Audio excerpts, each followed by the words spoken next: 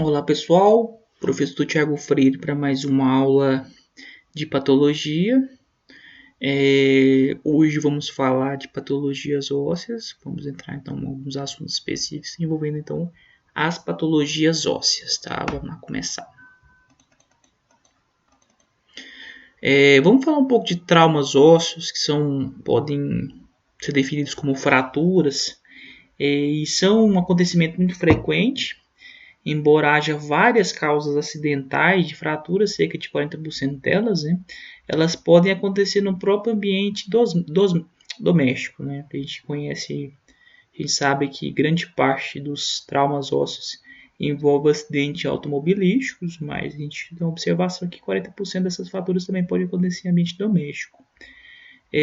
Podem acontecer aleatoriamente, porém é mais comum em mulheres, principalmente as mulheres em pós-menopausa e também crianças, como também pessoas de idade, tá? As causas mais comuns são os traumatismos. Existem então as queixas mais comuns em um trauma ósseo, são as dores, o inchaço, a incapacidade total ou parcial de movimentos, as deformações que elas podem causar, também as posturas anormais, sinais de traumatismo como hematomas e até mesmo lesões cutâneas, tá? Podem ter várias classificações, sendo fraturas por avulsão, onde acontece uma separação do tendão do osso, fratura comunitiva, que é a parte onde essa parte são formados vários pedaços, né? Comunitiva, por isso tem essa expressão, né? A fratura por compreensão, que ocorre o esmagamento, geralmente ocorre nas vértebras. Né? Fratura por luxação, onde é possível observar que a articulação torna-se luxada e os ossos apresentam então fratura. Existem fraturas patológicas quando a doença subjacente enfraquece os ossos, uma delas é a própria osteoporose. Tem a que chamamos de fratura em galho verde, onde o osso ele se deforma, mas não ocorre então uma ruptura dele, né? Ocorre em crianças, principalmente na fase de desenvolvimento. Trata-se de uma fratura dolorosa, porém estável, né? Temos o que chamamos de fratura incompleta, onde o osso não quebra completamente e o resto do osso permanece intacto, né? Temos fraturas com separação óssea, o osso fraturado ele gera um fragmento que afasta do osso, isso pode causar o que chamamos de fratura exposta, né? Fratura longitudinal, ele ocorre ao longo do eixo do osso. As fraturas espirais, onde o próprio pedaço do osso ele é girado. Temos fraturas por estresse, que ocorrem em atletas. O osso quebra devido ao estresse repetitivo, que vai acontecendo ao longo da atividade esportiva. E fraturas oblíquas, onde a fratura cresce de forma então diagonal. E temos o que chamamos de fratura transversa. O osso ele se fratura transversalmente em relação ao seu próprio eixo, tá? Vou mostrar algumas imagens de fraturas. Essa é o que chamamos de fratura exposta. Então, parte desse osso rompeu, formou uma parte que pôde cortar o tecido e então o osso ficou exposto, né? Aqui uma radiografia mostrando então essa característica de fratura, né? Onde o osso se rompeu, né? E a parte desse osso cortou e saiu para fora, tá? Acontece muito em acidentes automobilísticos. Temos fraturas de crânio também. Uma radiografia simples de crânio pode identificar diferentes tipos de fraturas, que chamamos de fraturas lineares, né? Temos as fraturas diatásicas e temos também as fraturas cominutivas. Aqui temos imagem que chamamos de traumatismo crânioencefálico, ou TCE, com formação de hematoma subdural. O hematoma subdural ele forma assim quando parte então, dos ossos do crânio rompe e o sangue começa então devido aos vasos que existe aqui na meninge, rompe-se devido ao pedaços desse, né, no estilhaço desse crânio, rompe esses vasos e começa a formar o que chamamos de um hematoma, né? O sangue começa a tomar e formar toda essa imagem que a gente está vendo. Bom, para identificar o que chamamos de Traumatismo craniano, crânioencefálico com formação de hematoma subdural, é necessário fazer tomografia. E os tomógrafos já vêm como janelamento, chamamos de janela óssea e janela para parte mole, o que chamamos de PO, que é para identificação de parte óssea, e PM, para identificação de parte mole.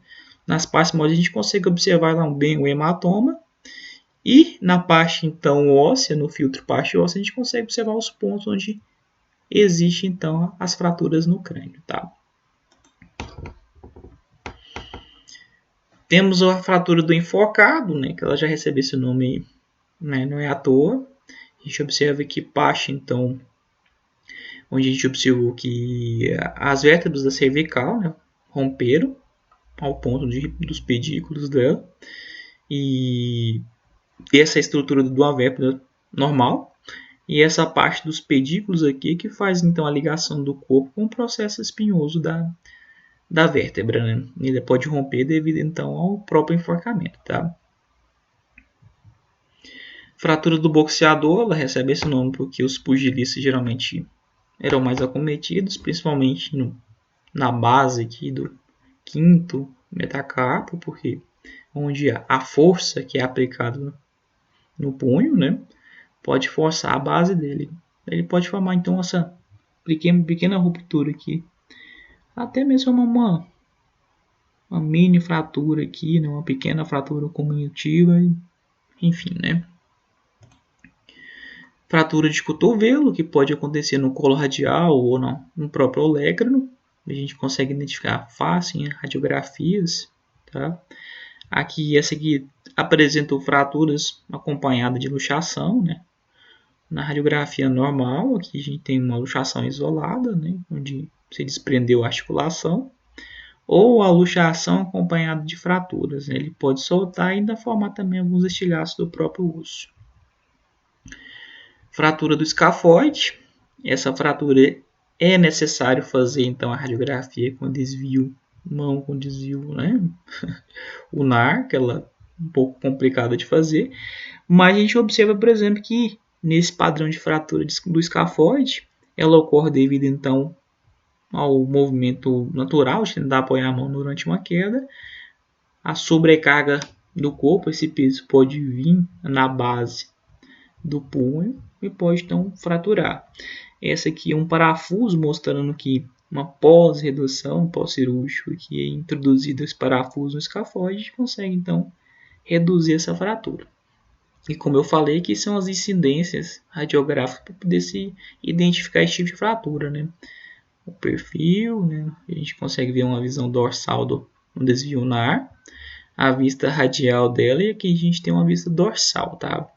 Então, mão, um desvio ulnar é uma radiografia indicada para se a gente poder verificar, diagnosticar fraturas do escafoide. O ombro, uma fratura, né, de úmero, né, estilhaçou ele. Aqui temos também a fratura da clavícula e ocorre devido a esse tipo de trauma, né? A pessoa cai sobre o ombro. Pode ocorrer então esse tipo especificamente de fraturas, tá? Perna também pode acometer também um tipo de fraturas. Aqui a recuperação da tíbia colocando aqui umas placas com os parafusos. Ou em algumas situações deve colocar esse instrumento com ele Zarov, tá? Ou passa-se uma extensão nessa barra durante a cirurgia, justamente para dar estabilidade e promover a recuperação. Temos o trauma raquimedular, vários exames aqui mostrando, né? Essa é uma ressonância magnética mostrando então a medula sendo aqui estrangulada, um trauma. Então aqui são os corpos vertebrais, tá? Da coluna. Você vê que está bem desalinhado, o trauma ocorreu e nessa faixa aqui, nessa parte que está ocorrendo então um estrangulamento da medula, tá? Aqui temos múltiplos traumas, né? Duas vértebras aqui comprometendo, uma tomografia mostrando bem o comprometimento do corpo vertebral aqui, né? Aqui uma imagem também mostrando uma tomografia do corpo vertebral também bem estilhaçado. Ocorre também às vezes no processo espinhoso das vértebras, ou até mesmo como a gente está vendo nessa imagem, a fratura aqui, né? O trauma raquimedular ele pode causar paralisia, ou também o que chamamos de choque neurogênico, isso é uma consequência do trauma raquimedular. As paralisias podem ser de membros, né? Ou completamente superiores e inferiores. Dependendo do tipo de trauma, a pessoa passa a ser paraplégica ou tetraplégica, né?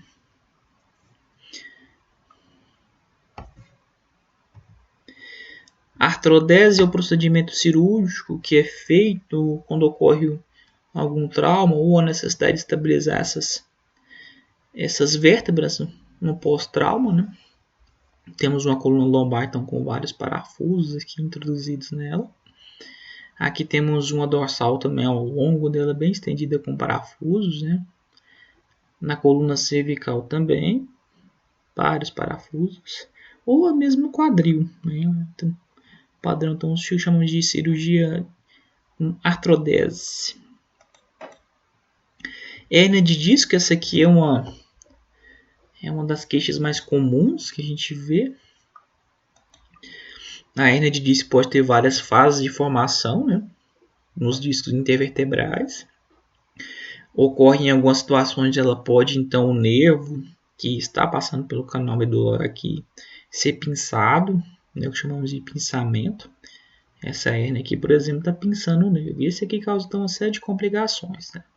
Esse disco, então, quando ele começa a pinçar o nervo, começa a causar, então, as complicações. Essa imagem aqui é uma ressonância magnética, é o melhor método para a gente poder diagnosticar a hérnia de disco, tá? E é possível observar, então, o pinçamento aqui. Essa região aqui é um pinçamento de uma área onde tem uma hérnia, né? Outra ressonância magnética, mostrando outros pontos também. Aqui também, ressonância magnética. Outras imagens. Começa assim com uma protusão discal, né? Um abaulamento simples, né? Uma protusão discal, começa a fazer todo esse processo de pinçamento. Essa parte da formação da hérnia de disco pode ter, então, um rompimento, né, do conteúdo do disco. E esse disco já começa a ter o que chamamos disco sequestrado ou fragmento de disco, que pode provocar, então, né, o extravasamento dele.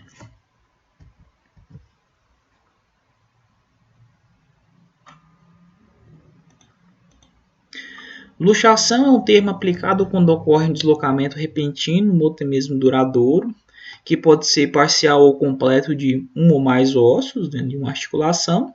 Pode suceder, então, com a força atual diretamente ou indiretamente sobre uma articulação. Isso empurra, então, o osso para uma posição anormal. E ela pode ser confundida com entorse, tá? A luxação, então, é quando a articulação ela se rompe, quando existe como a gente falou, a força diretamente ou indiretamente aplicada nessa articulação e ela pode então romper. Pode acontecer em qualquer local que tenha articulações. Aqui temos uma luxação de ombro, aqui temos a luxação de cotovelo, até mesmo, né, no dedo. E como comentando sobre a questão da entorse, a entorse então é quando ocorre então um giro, somente acontece nos pés, né? Esse giro pode, né, em torno de si mesmo, e pode comprometer também a articulação. Os ligamentos, por exemplo, talofibular ou o ligamento fibulocalcâneo, né, pode sofrer lesões devido à entorse. Acontece muito no mundo do esporte, né? Somente jogador de futebol. Osteoartrite e osteoartrose, né? São duas expressões que são bem parecidas, mas são processos diferentes. Osteoartrite ou artrite é uma inflamação aguda nas articulações, elas podem causar então inchaço e até mesmo dificuldade de movimento. Aqui a gente tem mostrando uma mão normal e uma mão acometida de uma artrite ou osteoartrite, então as articulações estão comprometidas em um processo inflamatório. E temos a artrose ou osteoartrose. ela é uma inflamação crônica das cartilagens, levando a uma degeneração das cartilagens. A gente tem aqui um joelho saudável e temos um joelho com artrose. Aqui temos algumas imagens, umas radiografias mostrando padrões de artrose.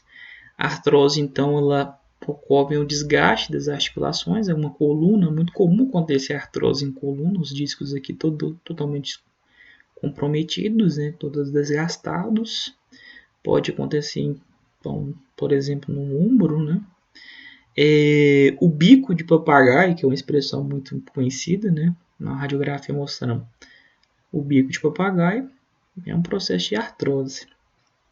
Temos aqui o joelho, acometido de artrose, bem degenerado, né? Aqui é uma posição normal dele e aqui comprometido.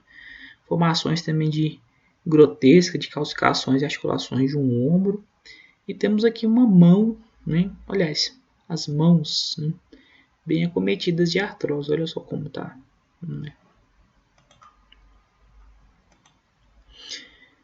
Escoliose é a curvatura lateral da coluna normal, que ela pode ser única ou múltipla, né? Dependendo dela, com a sua característica fixa, devido então à sua deformidade muscular, ou até mesmo chamamos de móvel, devido à contração muscular desigual. Aqui temos um desenho da coluna normal, com todas as vértebras montadas sobre a outra, e a escoliose então ela tem uma curvatura normal nela, né? Uma criança com acometida de escoliose. E temos as radiografias mostrando então a escoliose. Aqui elas são acometidas de um processo cirúrgico, né, para fazer uma correção. Chamamos de exame de coluna total, né, onde a gente pega toda a extensão da coluna, né, da cervical, passando pela torácica e também pela lombar. Osteoporose é a doença metabólica sistêmica que acomete os ossos. Ela apresenta então a formação de uma matriz óssea porosa, por isso chamamos de osteoporose, e isso causa então a fragilidade nos ossos. Ocorre então um desequilíbrio na concentração de osteoblastos e osteoclastos devido a alterações hormonais ao longo da vida. É mais comum em mulheres pós-menopáusicas, pode causar deformações ósseas e consequentemente também fraturas. Formam então a forma mais efetiva, para o diagnóstico da osteoporose é a densitometria óssea, tá? O melhor exame para fazer uma avaliação, ter um prognóstico, uma evolução de osteoporose é a densitometria óssea. Aqui temos a imagem mostrando um processo de deformação, um processo de envelhecimento da coluna, um sinal típico da osteoporose. Temos a característica dos tecidos com a evolução também de um processo de porosidade, né? Um osso saudável, um osso osteoporótico. Essa então é a imagem esquemática, fazendo comparações dos dois. Ocorrências de fraturas que pode estar relacionadas com osteoporose. Elas podem ser traumáticas ou espontâneas, dependendo do padrão de como se encontra esse osso, né? E que temos aqui a densitometria óssea, que é o exame, como eu falei anteriormente, é um exame específico para diagnosticar, a gente fazer um estudo evolutivo, um prognóstico da osteoporose. Mãos para idade óssea. Esse é um exame muito utilizado na fase de desenvolvimento, né? Uma radiografia simples das mãos ou da mão, dependendo do local, que é possível fazer então uma mensuração se o esqueleto está crescendo acima ou abaixo da faixa etária que apresenta essa criança, tá? Como é feito isso? A gente tem uma imagem aqui mostrando os ossículos da mão, aqui, os ossinhos, e cada fase de crescimento do sexo masculino ou feminino tem a formação desses ossos, né? Começando a gente colocar o grande osso ganchoso, rádio, piramidal, semilunar, trapézio, trapezoide, escafoide, pusiforme e tudo mais. O surgimento deles vai tendo uma fase específica na vida. um ano, de 1 ano a 1 mês, de 2 anos a todos os meses, até chegar à última fase da formação do pisiforme, 10 anos. Isso é possível, então, mensurar, né, através de zonas de crescimento, chamamos centros de ossificação, né, do punho e da mão, e mensurar se a idade dessa criança está compatível com o seu esqueleto, né? Então, ela é um exame que serve para fazer uma avaliação da maturação dos ossos, que isso pode ocorrer desde o nascimento até a fase adulta para alguns indivíduos. A avaliação ela é feita pelos centros de ossificação, a parte onde ficam as metáfises ósseas. Pode ser usada como uma tabela de referência. Pode ocorrer também atrasos no crescimento, como também a aceleração desse crescimento, né? E também é utilizado como outros métodos de avaliação do crescimento. Tá? A criança que precisa verificar então o crescimento, a base do exame é feita com mãos para a idade óssea. O osteosarcoma. O osteosarcoma é um tumor maligno primário. É o mais comum, ele aparece sempre em locais de crescimento ósseo. As alterações osteoblásticas são as causas de formação neoplásica. Pode afetar de 15 mil casos por ano no Brasil e também é conhecido como sarcoma de células osteogênicas. Tá? Temos imagens do sarcoma, né? Sarcoma de osso, o osteosarcoma, radiografias mostrando bem específico, né? A região de ossos longos. Temos aqui uma ressonância magnética mostrando ele aqui também. Aqui uma radiografia em perfil. Aqui temos o húmero acometido de um osteosarcoma. E temos também uma imagem rara também de ossos da face. Temos sarcoma, né? Interessante. Ele é um câncer maligno, é invasivo, ele é formador de metástases e, devido à sua gravidade, pode levar a óbito. O sarcoma de Ewing também acompanha o padrão do osteosarcoma, outro câncer comum de acontecer também. Suas características aqui são algumas imagens mostrando também, tá? De um membro inferior, provavelmente desenvolvendo sarcoma.